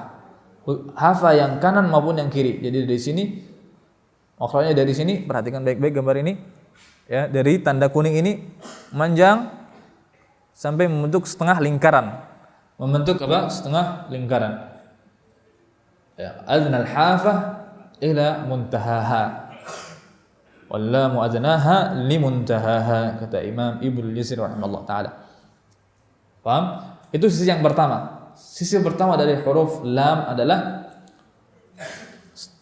tepi lidah bagian bawah sampai kepada ujungnya, maksudnya ujung tepi, bertemu dengan apa? Ujung langit-langit. Ya, perhatikan ini. Ya, perhatikan ini lidah yang membentuk setengah lingkaran, ini ujung lidah yang paling ujung ini ya. Bertemu dengan ujung langit-langit yang warna kuning ini. Mudah insyaallah. Ini sisi yang keduanya ini ya. Coba semuanya ya, huruf ini insyaallah mudah karena ada di bahasa kita. Namun perlu diperhatikan ada perbedaan antara huruf lam yang benar, yang huruf lam bahasa Arab yang ada dalam Al-Qur'an, dan huruf lam yang ada pada bahasa kita. Di bahasa kita huruf lam biasa diucapkan dari tengah langit-langit, la. Ya. Berlalu misalkan, berlalu dari tengah langit dari sini. Coba semuanya la. Ini lamnya kita. Adapun lam yang benar ya dari ujung langit-langit. La Jadi beda dengan la. Ya, la dengan la beda. Walaupun suaranya mungkin mirip, ya. Tapi ini perlu diperhatikan. Ya. Bismillah. Coba semuanya. Bismillah. La. Nah. Begitu insyaallah. Nah, huruf lam ada yang tebal, ada yang tipis. Sebagaimana kita ketahui, huruf lam yang tebal adalah huruf lam yang ada pada lafzul jalalah Allah. Lafzul jalalah yang sebelumnya fathah dan dhammah. Qul huwallah, atau contoh yang lainnya. Apa contoh yang lainnya? Apa? Wa idz qalu Allahumma wa idz qalu Allah. Ya, jadi lafzul jalalah lamnya ditebalkan. Perhatikan ini, yang tebal itu dengan meninggikan pangkal lidah. Jadi kendali tebal dan tipisnya huruf itu pada pangkal lidah. Ya. Masih ingat pangkal lidah itu mana? Pangkal lidah itu perhatikan tadi. Ini pangkal lidah. Aqsa, bukan akar ya, bedakan dengan akar. Akarnya masih dalam, dia belum kelihatan. Kalau kita buka mulut kita tidak nampak akar ini, dia masih dalam, masih di bagian tenggorokan. Nah, ini aqsal lisan. Di sinilah tempat kendali tebal dan tipisnya huruf. Nah, jadi apabila huruf lam itu tebal, maka kita naikkan pangkalnya. Allah, coba semuanya Allah. Ya. Bukan dengan memajukan dua bibir. Ya. Jadi jangan disangka bahwa tebal itu ada di bibir, tebal dan tipis ada di bibir. Kalau tebal maka dimajukan bibir, tidak. Allah salah. Tapi Allah dengan menaikkan pangkal lidah di sini. Kendalinya ada di sini. Allah, kita naikkan pangkal lidah kita. Allah. Ya. Nah, ini huruf lam. Mafhum insyaallah ya. Nah, makhraj yang selanjutnya makhraj berapa? Ke-10. Berarti masih 7 lagi. Makhraj yang ke-10 adalah huruf nun. Huruf nun wan nunu min tarafihi tahtu ja'alu kata Al-Jazari. Huruf nun itu dari ujung lidah. Dari taraful lisan. Ini sisi pertamanya. Taraful lisan. Bertemu dengan langit-langit, ujung langit-langit. Ya, jadi dia makhrajnya mirip dengan huruf lam. Tapi kalau huruf lam dia dari tepi lidah, ya. Huruf lam dari sini, yang kuning ini semuanya. Nah, kalau huruf nun dari ujung lidah saja, ini saja. Dari sini saja. Ya. Itu huruf nun. Sama bertemu dengan ujung langit-langit juga. An, coba semuanya. An. Ya. Jadi bukan dari tengah langit-langit, bukan dari sini. An, salah an. Tapi dari ujung langit-langit. An. Nah. Namun huruf nun pengucapannya juga disertai dengan udara yang mengalir dari khayshum, gunnah. An. Ya. Apabila kita tutup hidung kita saat mengucapkan huruf nun, maka tidak keluar huruf nun. Tidak akan bisa mengucapkan huruf nun tanpa gunnah. Jadi gunnah itu dia selalu menyertai huruf nun kapanpun dan bagaimanapun kondisinya. Ya, an, coba semuanya. An. Mudah insyaallah ya. Jadi makhrajnya ada dua bagian dalam ucapan huruf nun. Huruf nun makhrajnya ada dua bagian. Yang pertama bagian lisani, juz'ul lisani, yaitu ujung lidah yang bertemu dengan ujung langit-langit. Kemudian juga juz'ul khayshumi, yaitu udara yang mengalir dari hidung atau gunnah. Coba sekali lagi. An. Ya, jadi ada gunnahnya. Ya, walaupun gunnahnya ini kadarnya nanti berbeda-beda. Ada gunnah yang panjang, ada gunnah yang pendek. Ya, yang panjang ketika bertasydid saja, begitu pula ketika diikhfakan. Ya.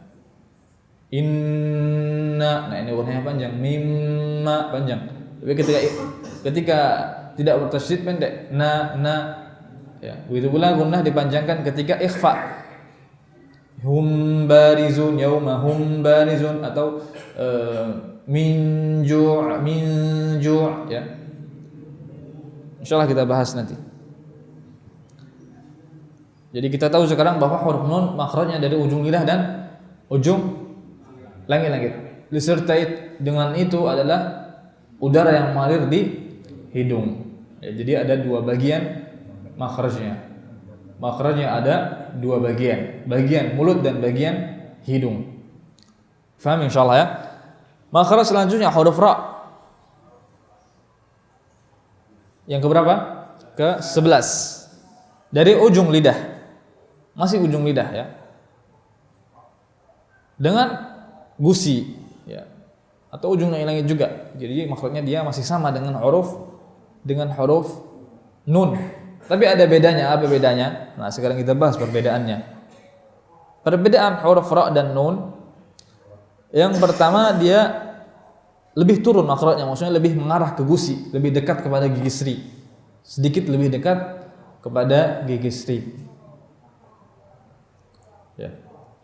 Kemudian perbedaan yang kedua, huruf ra kata al-Imam Ibnu Jazari li dhahrin adkhalu warra yudanihi li dhahrin adkhalu. Huruf ra dia berdekatan dengan huruf sebelumnya, yaitu huruf nun.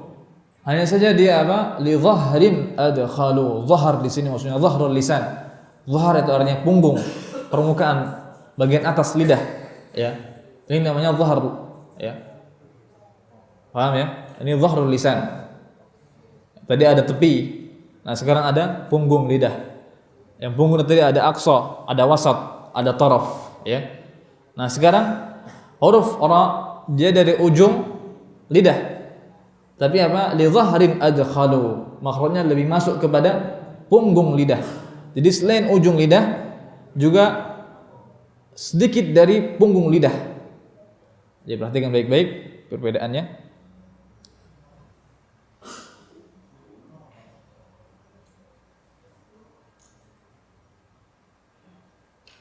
Mungkin gambar ini tidak begitu jelas ya perbedaannya.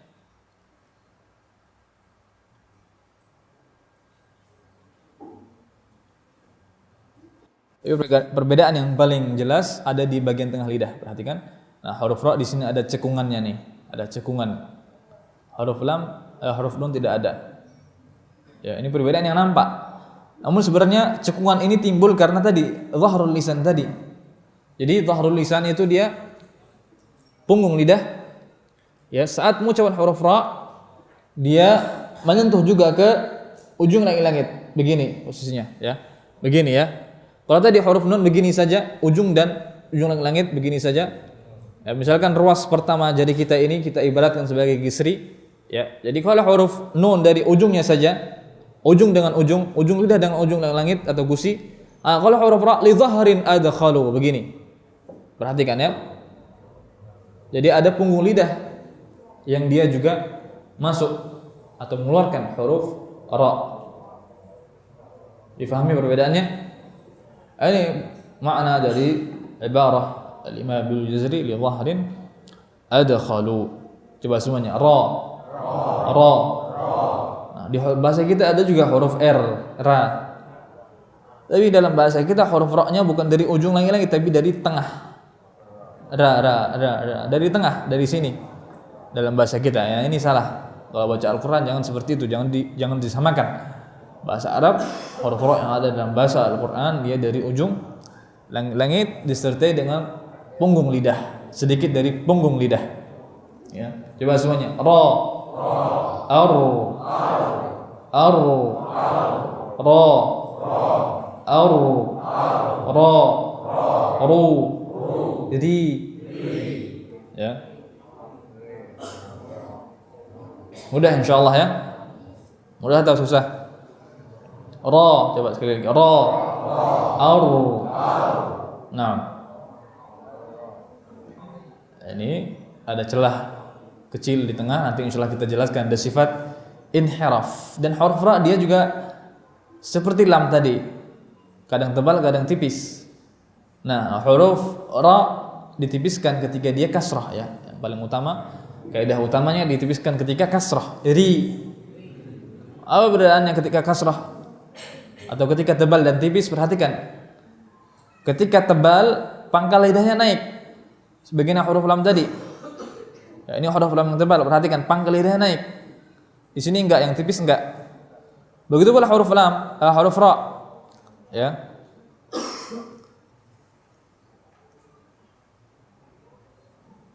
Nih, pangkal lidahnya naik. Yang tebal, tapi yang tipis tidak. Ya. Jadi kendali tebal dan tipisnya huruf itu bukan di bibir, tapi di pangkal lidah. Apabila kita ingin menebalkan huruf maka naikkan pangkal lidahnya. Coba semuanya. Ra, ra, ra. Nah, sekarang tipis. Ri. Ya. kita turunkan pangkal lidah kita sehingga hurufnya menjadi tipis, ya. Itu ya, difahami insyaallah.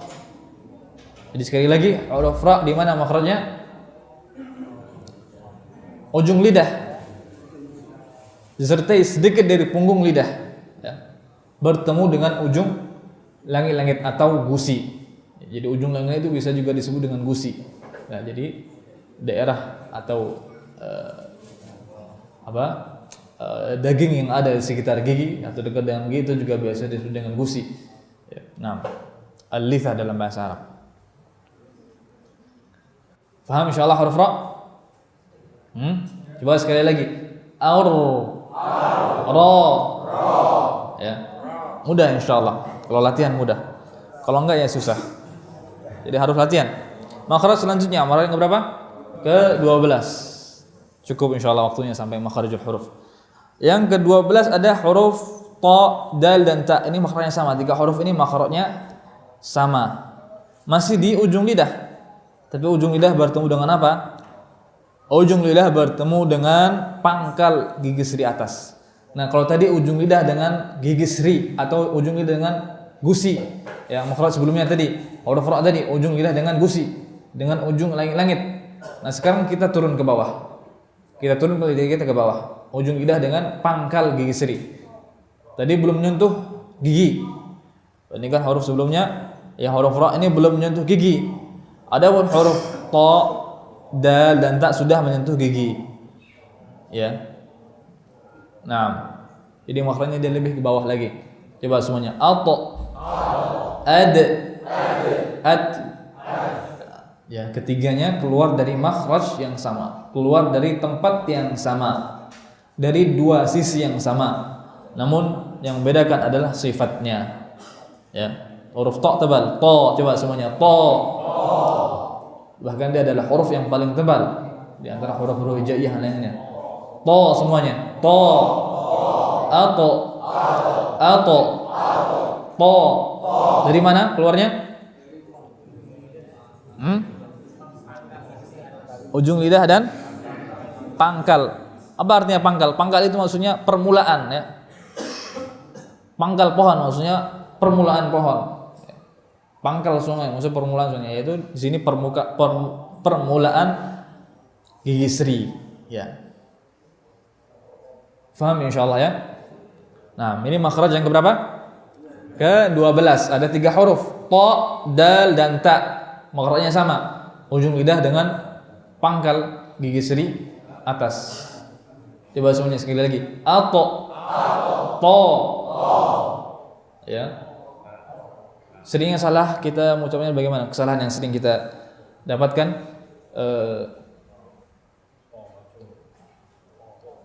ya, pertama dengan menunjukkan bibir, ya. Sekali lagi, huruf-huruf tebal itu bukan dengan bibir. Kendalinya tebal dan tipis bukan di bibir, tapi di pangkal lidah. To. Bukan to. Salah, tapi to. Nah, karena kalau kita ucapkan to, ini akan mengurangi kesempurnaan harakat fathahnya. Fathah itu kan artinya apa? Terbuka. Maksudnya apa? Terbukanya 2 rahang. Rahang atas kita, rahang atas dan rahang bawah kita terbuka. To, ini huruf fathah. Jadi apabila kita mengucapkan dengan memajukan 2 bibir, to ini mengurangi kesempurnaan harakat fathahnya. Ya, gitu ya. Jadi to. Ya, jadi jangan dimajukan 2 bibir, ya. Apabila 2 bibir ikut dimajukan, maka itu akan mengurangi kesempurnaan fathah. Hurufnya nanti jadi seperti dhamma, to dengan to, ya, hampir sama. To hampir sama. Ya, jadi ini pengucapan huruf ta yang salah. Kecuali kalau ta-nya dhammah, ya tu. Kalau ta-nya dhammah, ya harus didhammahkan, harus dimajukan 2 bibir. Namun ketika fathah tidak. Ya, begitu pula ketika kasrah, tui salah. Ya. Itu nanti ada wawunya. Nah, ini makhraj yang ke-12. Coba dal, ad. Nah, huruf dal ini yang sering salah. Huruf dal ya, banyak yang mengucapkan dari tengah, langit-langit dari sini. Banyak mengucapkan dari sini. Ada, ya. Dari sini ini kebanyakan kita. Da. Ini salah, da. Atau Kalau orang Jawa kebanyakan benar makhrajnya, tapi sifatnya salah. Da dengan disertai dengan apa? Udara. Da. Jadi ya, salah. Jadi perhatikan makhrajnya rapat. Yang mana rapatnya makhraj ini mengakibatkan apa? Tertahannya nafas, tertahannya udara. Ya, sehingga tidak keluar suara tadi, suara udara tadi. Da. Ini salah. Yang benar apa? Da, coba semuanya. Da. Ada. Ya, ada.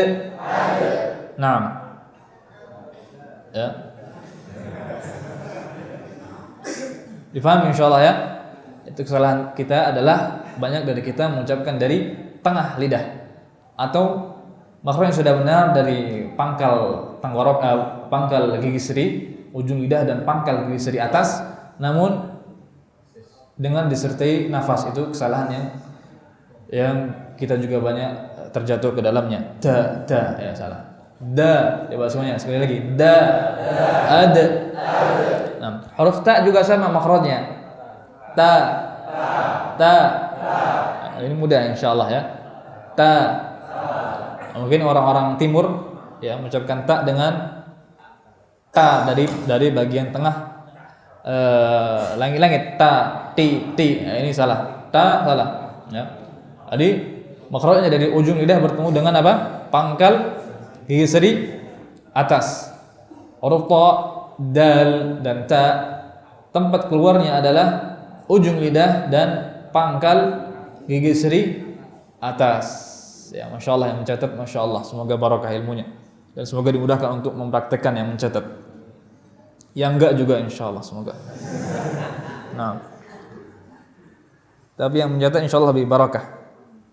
Karena kesungguhan dalam menuntut ilmu itu akan juga berpengaruh kepada pengamalannya. Seorang yang menuntut ilmu dengan susah akan menambah juga barakah ilmunya. Insya Allah semakin mudah juga untuk mempraktekannya nanti dan semakin menyempurnakan pahalanya juga insya Allah taala. Ini makhraj yang berapa tadi? Ta, dal, ta ke 12. Sekarang yang ke-13. Ada makhraj dari huruf shad, sin dan zai. Ya. Shad, sin dan zai. Za, as, az. Nah, ketiganya keluar dari makhraj yang sama. Makhraj yang satu. Ya, huruf shad, zai dan sin makhrajnya sama. Masih di ujung lidah. Masih di ujung lidah. Namun ujung lidah bertemu dengan apa? Nah, ini sekarang kita bahas. Ya. Terlihat di gambar ini apa? Ujung lidah dengan apa ini? Gigi seri bawah ya. Ya, itu posisi lidah seperti itu betul. Posisi lidah seperti itu. Namun apabila kita mengatakan makhrajnya seperti itu, makhrajnya dari ujung lidah dan gigi seri bawah itu salah. Ya. Salah, tidak cukup. Kita mengucapkan huruf shad, zai dan sin dengan hanya meletakkan ujung lidah di pangkal gigi seri bawah saja. Kemudian kita mengeluarkan suara kita, nggak keluar huruf shad, zai dan sin, nggak keluar. Ya. Maka di sana ada organ lain dari mulut yang juga penting, yang juga dia mengeluarkan huruf ini. Maka makhraj huruf shad, zai dan sin ini berbeda dengan makhraj huruf-huruf yang lainnya. Yang lainnya mudah, tadi ada dua sisinya dengan jelas. Huruf ta, ujung lidah dan pangkal gigi seri atas, ya. Huruf nun, pangkal ujung lidah dan ujung langit-langit, ya. Huruf shad, huruf dad, ya, tepi lidah dan gigi geraham atas, mudah. Nah, kalau huruf shad, zai dan sin ini maksudnya tidak sesederhana itu. Maksudnya tidak ada dua sisi, tidak bisa kita sebutkan dua sisi dengan jelas. Di gambar dua sisinya adalah ujung lidah dan gigi di bawah. Ya, itu adalah posisi lidah seperti itu benar. Namun di sana ada, perhatikan, gigi seri atas. Yang ini juga penting untuk mengeluarkan huruf shad, zai dan sin. Kita tidak bisa mengeluarkan huruf-huruf ini tanpa gigi seri atas ini. Ya. Dan para ulama mereka berbeda-beda dalam menjelaskan makhraj ketiga huruf ini. Adapun Al-Imam Ibnu Jazari mengatakan bahwa dia was-safir mustaqim. Apa kata Ibnu Jazari rahimahullah? Bagaimana baitnya? Was-safir mustaqim min huwa min fawqis thanaya as-sufla. Kata beliau, minhu di sini kembali ke taraful lisan, wa min fawqis thanaya as-sufla. Huruf-huruf safir yang tiga itu kata beliau berada atau bertempat di ujung lidah bertemu dengan fawqas thanaya as-sufla. Fawq itu artinya atas, thanaya sufla gigi seri bawah. Maka apabila kita memahami perkataan beliau ini secara kontekstual, kita letakkan ujung lidah kita di ujung gigi seri bawah, karena fawq itu artinya apa? Atas, ya kan? Di ujung gigi seri bawah, ya. Tapi tidak bisa, nggak bisa. Ya. Maka ada sebagian yang mentafsirkan perkataan beliau, maksudnya adalah fauq di situ adalah maksudnya beliau menginginkan antara dua gigi seri, ya. Maksudnya ujung lidah dengan bagian atas gigi seri bawah itu bukan berarti ujung lidah diletakkan di gigi seri atas atau di bagian atas gigi seri bawah. Tidak seperti ini, tidak katakan seperti ini. Maksud beliau tidak seperti itu. Tapi maksud beliau ingin menjelaskan bahwa di sana ada dua organ atau dua tempat yang menjadi inti dalam mengeluarkan huruf ini. Yang pertama ujung lidah, yang kedua bagian atas gigi seri bawah. Ya. Ini dua tempat atau dua organ yang inti dalam mengeluarkan ketiga huruf ini. Namun teknis pengucapan seperti apa? Nah, ini yang perlu kita fahami betul-betul. Jadi kita lihat di gambar. Pertama kita letakkan lidah kita di bagian bawah, gigi seri bawah. Tertulis di buku ini muntaha taraful lisan, ya, ujung lidah, ya. Ma asfali safhati ad-dakhiliyati lits-thanaya sufla. Itu bertemu dengan permukaan bawah dari gigi seri bawah.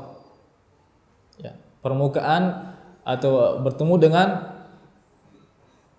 bagian bawah permukaan dalam dari gigi seri bawah. Ini misalnya gigi seri, ya, ada permukaan luar, permukaan dalam. Permukaan dalam bagian bawahnya, seperti di gambar itu, bagian bawahnya. Ya, disitulah tempat kita meletakkan lidah kita. Ya, ini yang pertama. Kita letakkan lidah kita ujungnya di bagian bawah gigi seri bawah. Ya, seperti di gambar itu. Ya. Nah, kemudian yang kedua, kita rapatkan gigi seri kita. Harus dirapatkan gigi seri ini. Perhatikan seperti di gambar, ya. Kita rapatkan gigi seri kita. Nah, setelah itu baru kita keluarkan suara kita. Coba semuanya. As. Ya. As. Ya, perhatikan gigi seri kita yang rapat, ya. Jadi kalau Imam Syatibi beliau mengatakan bahwa huruf-huruf ini keluar dari bainats tsanaya, di antara dua gigi seri. Tempat keluarnya itu di antara dua gigi seri. Beliau tidak menyebutkan gigi seri bawah atau atas, ya, sebagaimana Imam Ibnu Jazari menyebutkan gigi seri bawah, tidak. Beliau menyebutkan antara dua gigi seri. Maksudnya udara yang keluar, suara yang keluar pada huruf shad, zai dan sin itu dikontrol atau bentuk oleh dua gigi seri. Ya, jadi suara yang keluar dibentuk oleh dua gigi seri ini. Apabila kita membuka dua gigi seri, nggak keluar huruf shad, zai dan sin. Jadi harus merapatkan dua gigi seri, kemudian letakkan lidah di bagian bawah gigi seri bawah. Ya. Jadi apabila ditanya apa makhraj huruf shad, zai dan sin atau di mana makhrajnya, kita katakan makhrajnya ada di ujung lidah dan di antara dua gigi seri. Itu makhrajnya. Ujung lidah dan permukaan dua gigi seri, gitu. Ujung lidah dan permukaan dua gigi seri. Maksudnya permukaan dua gigi seri itu apa? Ini gigi seri bawah, gigi seri atas. Nah, permukaan dalamnya ini Ya. Inilah yang menghasilkan huruf shad, zai dan sin. Jadi sekali lagi, mana makhraj huruf shad, zai dan sin? Maka kita jawab ujung lidah dan permukaan dalam ya. Permukaan dalam dua gigi seri. Permukaan dalam dua gigi seri. Itu makhrajnya. Ya, tempat keluarnya di situ. Terus bagaimana cara mengeluarkannya? Cara mengeluarkannya kita letakkan ujung lidah kita di bagian bawah gigi seri bawah, kemudian kita rapatkan gigi seri kita, kemudian kita keluarkan suara kita. Sehingga suara tadi melalui ya, menabrak ke permukaan dalam dua gigi seri ini ya. Yang di situ adalah lidah yang sedang berposisi di bagian bawah gigi seri bawah ya. Sehingga suara yang kita keluarkan akan menabrak permukaan dalam ini. Ya. Disitulah akan berproses huruf shad, zai dan sin ini. Kemudian suara tadi keluar dari celah yang terbuka yang ada di antara dua gigi seri tersebut. Coba semuanya. As, as, az, ya as, ya bukan aus, salah aus, nggak apa, monyong sedikit nggak apa-apa. Maksudnya ini ada pengaruh dari huruf tebal. Huruf tebal itu pasti mempengaruhi mempengaruhi bibir. Akan tapi pengaruhnya tebal kepada bibir tidak sampai menjadikan bibir itu apa? Dhammah, maju ke depan dengan sempurna. Salah. As, coba semuanya. As, sa, ya, az, za. Ya, makhrajnya sama namun sifatnya yang berbeda. Semoga ada kesempatan nanti untuk membahas sifatnya. Ini makhraj yang berapa? 13. Berarti sisa 4 lagi. Huruf dha, dzal dan tha. Dha, dzal dan tha. Ini makhrajnya satu juga sama. Yaitu dha, dzal ya, az, dza dan tha. Az. Ketiganya keluar dari ujung lidah bertemu dengan ujung gigi seri atas. Perhatikan di gambar ya. Di ujung lidah dengan ujung gigi seri atas. Ya. Mudah. Ya. Coba semuanya. Au. Ya, jadi makhrajnya lebih mudah untuk didefinisikan daripada yang sebelumnya tadi huruf shad, zai dan sin. Ya, coba semuanya. Au. Jadi letakkan di sini ya lidahnya ujung dengan ujung. Au. Ya, jangan terlalu banyak mengeluarkan lidah. Maksudnya jangan terlalu dijulurkan lidahnya keluar. Oh, salah. Tapi ujung dengan ujung. Oh. Al. Al. Al. Nah, huruf tha di situ makhrajnya ya. Mungkin banyak dari kita yang mengeluarkan huruf tha dari gigi seri bawah as, sehingga ada suara seperti sinnya, sofirnya. Ya, suara disis ini hanya pada huruf sin dan shad dan zai saja. Huruf tha tidak punya sifat sofir, tidak punya desis. Salah. Sa salah, sa salah. Yang benar fa. Af bukan as. Salah. Ya. Fa. Af. Coba semuanya af. Hanya saja dia memiliki sifat hamas, ya, nafas yang banyak keluar. Af. Ini hamas. Af. Bukan as, desis, salah. Sofir, salah. Ya, paham ya? Makhraj selanjutnya huruf fa. Insyaallah mudah ya, huruf dha, dzal dan tha tadi ya. Mudah ya insyaallah. Ujung dengan ujung. Ujung lidah dengan ujung gigi seri atas. Nah, huruf fa ini makhraj yang berapa? Huruf dha, dzal dan tha sifatnya. Huruf dha tebal. Perhatikan pangkal lidahnya naik. Nah, huruf dzal nanti bedanya di jahar dan hamzahnya. Huruf dzal itu jahar, dia jelas suaranya kuat. Perhatikan suara yang keluar. Ini huruf apa? Dzal. Huruf tha dia hamas, banyak udara yang keluar sehingga suaranya lemah. Hampir tidak terdengar ya. Kalau kita alirkan suara kita hanya nafas yang mengalir nanti. Kalau dzal enggak, suaranya jelas, mengalir dengan jelas. Fa enggak jelas. Ya, hanya suara hamesnya saja yang mungkin juga terdengar dengan samar. Ya. Itu perbedaannya di sifat. Ya. Yang selanjutnya huruf fa. Huruf fa keluar dari mana? Ini makhraj yang keberapa? Makhraj yang ke-15. Huruf fa keluar dari min batni syafati sufla, dari bibir bawah bagian dalam. Bibir bawah bagian dalam. Wa min batni syafah fal fa ma'a atrafi tsanaya al-mushrifah. Jadi ini bibir bawah kita, ya. Bagian dalamnya. Maksudnya bukan bagian luarnya sini, tidak. Fa salah, fa. Salah. Tapi bagian dalamnya seperti di gambar ini, ya. Perhatikan gambar ini. Ada bagian dalam bibir bawah yang dalam, bagian dalam baton, bertemu dengan ujung gigi seri atas. Coba semuanya. Bukan bibir dengan bibir, pa, ap, salah. Itu orang Sunda salah, seperti itu ya, huruf fa yang salah. Ya. Ujung apa? Makhrajnya dari mana? Dua sisinya apa? Bibir bawah bagian dalam bertemu dengan ujung gigi seri atas. Ujung gigi seri atas. Semuanya. Mudah ya. Kecuali orang Sunda mungkin kesusahan. Perlu latihan lebih lagi. Enggak semuanya tapi insyaallah. Yang belajar bisa. Nah, yang selanjutnya makhraj yang ke berapa? 16. Ini ada huruf waw, ba, dan mim. Ketiga huruf ini makhrajnya sama dari dua bibir, namun cara pengucapan yang berbeda. Pertama, huruf waw dia keluar dari dua bibir dengan memajukan kedua bibir itu. Coba semuanya. Au, wa. Ya, jadi huruf waw harus monyong. Kalau tadi dhad, shad tidak boleh monyong. Nah, huruf waw harus monyong. Karena dia adalah asal daripada harakat dhammah. Dia ummud dhammah. Ibunya dhammah dia. Au, wa. Ya.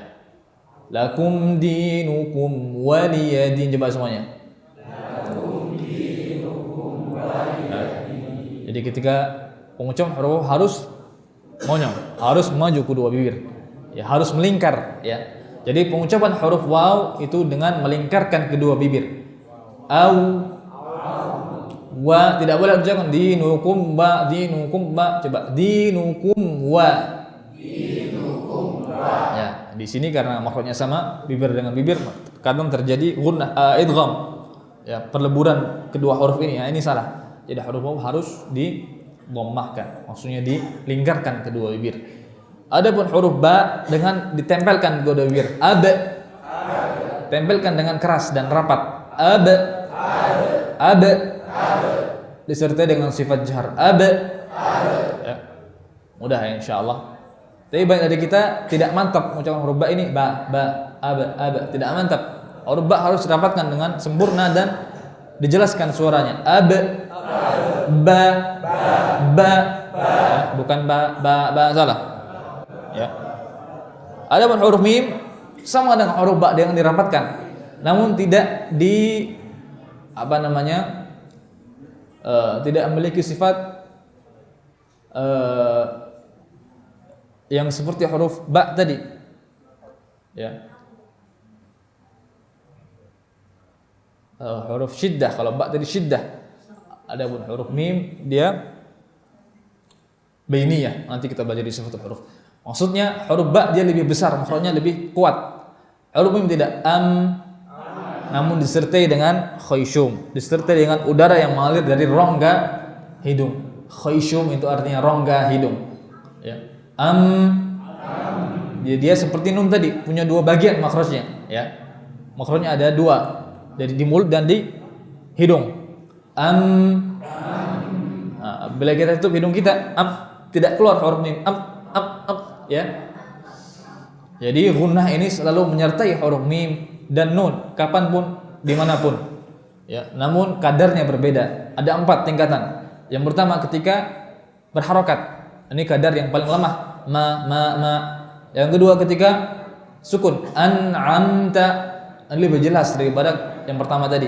Yang ketiga ketika tasydid, inna mimma, ini dipanjangkan 2 harakat.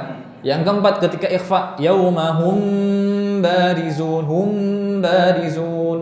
ya. Mim ba'd, ya. Atau yang nun misalkan min ju', ini tingkatan yang paling